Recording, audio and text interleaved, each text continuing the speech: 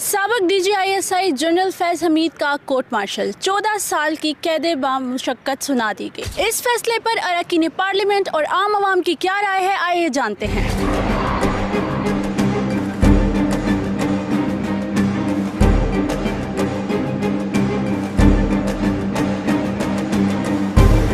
आज का जो फ़ैसला है ये बड़ा खुशाइन है और इसकी रीज़न ये है कि जो एक बात चलती थी कि इदारों में अकाउंटेबिलिटी है वो अक्रॉस द बोर्ड नहीं है, वो निचले लेवल तक है और ऊपर लेवल तक नहीं है। ये अनप्रेसिडेंटेड है ये सज़ा, और ये अनप्रेसिडेंटेड इसलिए है कि वो लोग जो पाकिस्तान को नुकसान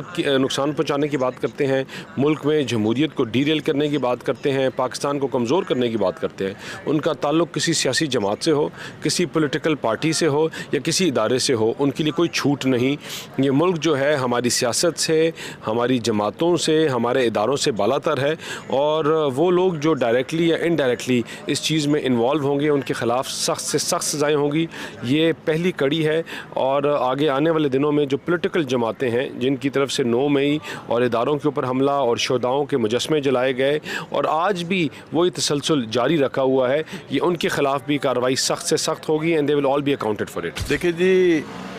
जो भी हुकूमती मामलात में या उसको मुदाखलत करेगा और जिस तरीके से उन्होंने जो उनके ख़िलाफ़ शवाहिद आए हैं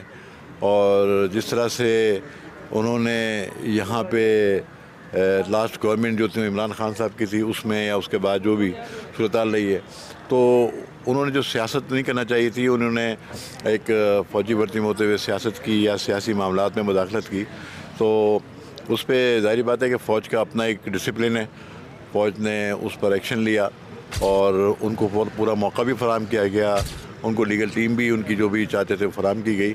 और मैं समझता हूँ कि जो फ़ैसला आया है वो मेरिट पे है, और इस तरह की मिसालें कायम होंगी तो आइंदा कोई भी किसी भी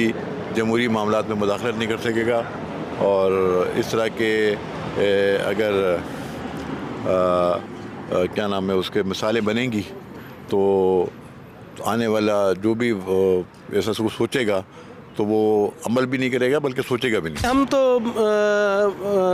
यही भरोसा करते हैं कि हमारे कानून की हुक्मरानी होनी चाहिए, और जिस तरह से जनरल साहब का फैसला है और काफ़ी डिटेल में लाजमी उसकी डिटेल आना बाकी है, मगर मैं समझता हूँ कि पाकिस्तान के अवाम के लिए ये मुस्बत पैगाम है कि जहाँ पर सियासतदानों का हिसाब होता है तो वहाँ पर पाक फ़ौज में भी बड़े लेवल पर पहले कहा जाता था कि जी वहाँ पर छोटे मोटे मेजर्स वगैरह, मगर इस दफ़ा जो जनरल के लेवल पर एहतसाब हुआ है तो वो काबिल तारीफ़ है, और ये पाकिस्तान की तारीख का वाहिद वाक़या है जिसमें पाक फ़ौज का एक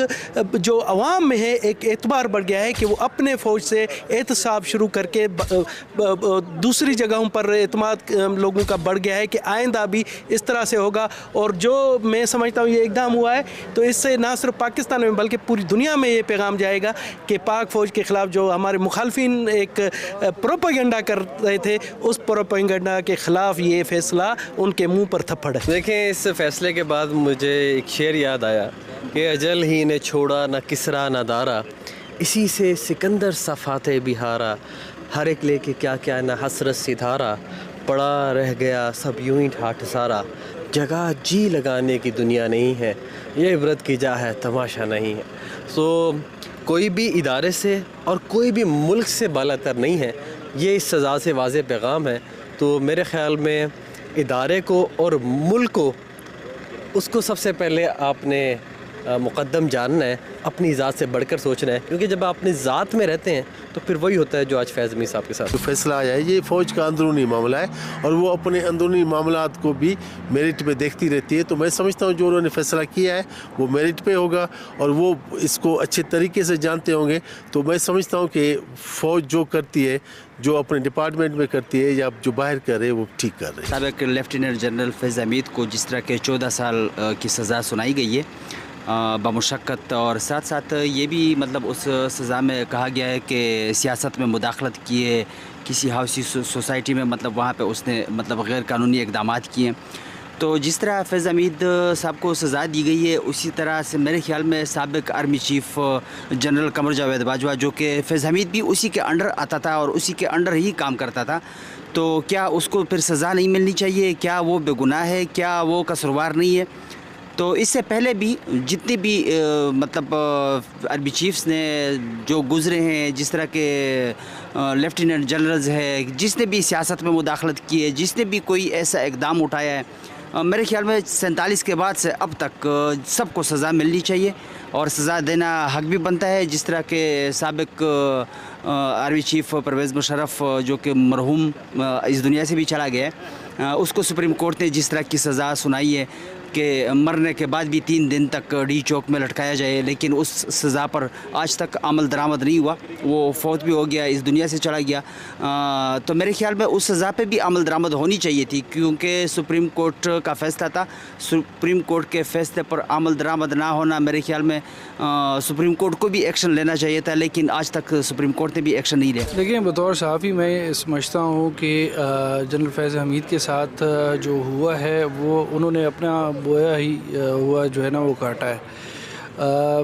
बिला वजह अपने ओहदे से जब आप तजावुज़ करते हैं मुख्तलिफ़ मामलात में और ये नहीं देखते कि आने वाले दिनों में उसका क्या रद्द-ए-अमल आ सकता है, तो फिर इसी तरीके के नताइज जो है वो भुगतने पड़ेंगे। जो ISPR की प्रेस रिलीज़ आई है, अगर आपने उसको पढ़ा हो तो उसमें आखिरी पैराग्राफ में बड़ा वाज़ेह लिखा हुआ है कि सियासी मामलात में मुदाखलत के हवाले से मज़ीद कार्रवाई होगी। अपने ओहदे के इख्तियारात से तजावुज़ करना और दीगर मामलात में इंटरफेरेंस करना जो है वो उनकी सज़ा का मूजब बना है और इस तरह के मामलात जो है वो चलते रहते हैं। खैर, लेकिन एक अच्छी चीज़ ये हुई है कि जो बासर ओहदों के ऊपर लोग बैठे होते हैं, अगर उनके ख़िलाफ़ एहतसाब का अमल इसी तरीके से जारी रहा तो आने वाले दिनों में बहुत सारे लोगों को जो अपने ओहदों से हटकर काम करते हैं उनके लिए जो है वो ये चीज़ जो है सबक आमूज़ होगी कि वो इस तरह के इख्तियारात से तजावुज़ ना करें।